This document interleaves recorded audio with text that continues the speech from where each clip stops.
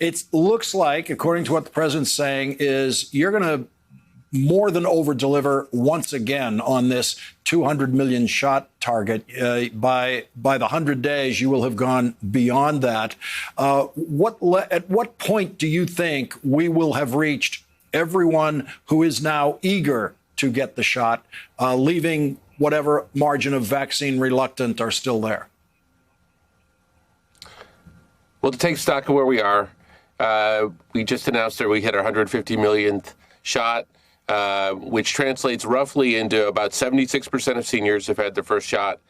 And I think right around this coming weekend, we'll have about half of all adults in the country that have had their first shot. So that's good. That's obviously a lot of progress. When we came to office, only 8% of seniors had their first shot. But that leaves lots of people who haven't, as you point out, had their first shot yet. And that means that we have still a lot of work to do. And so it's going to be important for people to try to stay as patient as possible for the near term. But I expect, Lawrence, that sometime over the course of April and May, we are going to be quickly reaching, particularly in some parts of the country, parts where we are getting everybody who wants to be vaccinated. And if I had a message today, it's a message to states, is it's going to be time to get more creative and to find people where they are, because there are lots more people that'll need vaccine shots, and we're going to need to just find them. There are some states that are ahead of the Biden schedule as announced today. New York State, for one, is reportedly already offering the vaccine to 16-year-olds and above. How do you expect this to go? Because some states are going to be doing this at very different paces. Well, it's funny. As we started talking to states and said, look, we might be moving the date forward to April 19th, they gave everybody a chance to get out ahead. And, we want states to be able to go as quickly as they can possibly go, knowing that we're going to be pushing on the back end there a bit. And what's really important now is that seniors, even though we have 76% of seniors with their first shot, we'd love to get that over 80%. And we should push to do that as quickly as possible, because come the 19th, in many states, there's going to be long lines again. And so if you are a senior or you have a senior in your family and they just haven't gotten that first shot yet, now is a perfect time. Now and in the next week, it would be a great time to go get your first shot, because then we're going to push to get the rest of the country who's eligible vaccinated soon after that. I want to get your reaction to something that Dr. Michael Osterholm said on Sunday. Let's listen to this. We will see in the next 2 weeks the highest number of cases reported globally since the beginning of the pandemic. In terms of the United States, we're just at the beginning of this surge. We haven't even really begun to see it yet. What is your reaction to that? And if there is a surge here, will the vaccine protect us against that?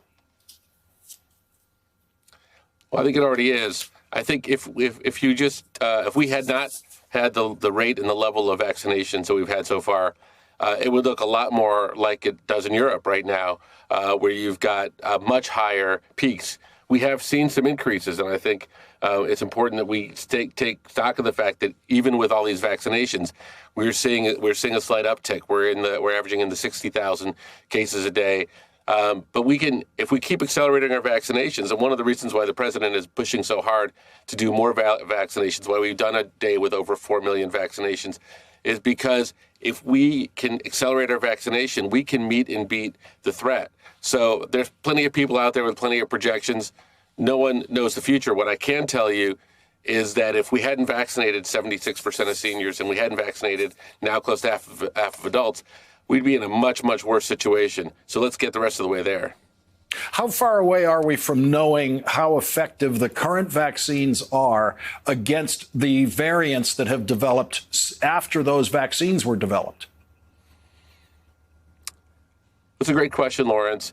For the variants of concern, and there are roughly 3 from outside the U.S., and there's a couple that are called variants of interest. And the distinction is a little bit hard to explain, but I guess a variant of concern is worse, and a variant of interest is something that they're watching. The good news is that the vaccines, all 3 of the vaccines, seem to be effective against all of these variants in one form or another. Now, there may someday be a variant, as happens with other illnesses like, say, the flu or other things, where there are modifications that we will need to amend the vaccines for. And right now, the vaccine manufacturers are in trials to see if there are additional vaccines or additional boosters that might be required. But the very good news is that while they work to varying degrees on different ones of these viruses, we will see that particularly against the three of most concern, these vaccines do a pretty good job, if not just as good a job.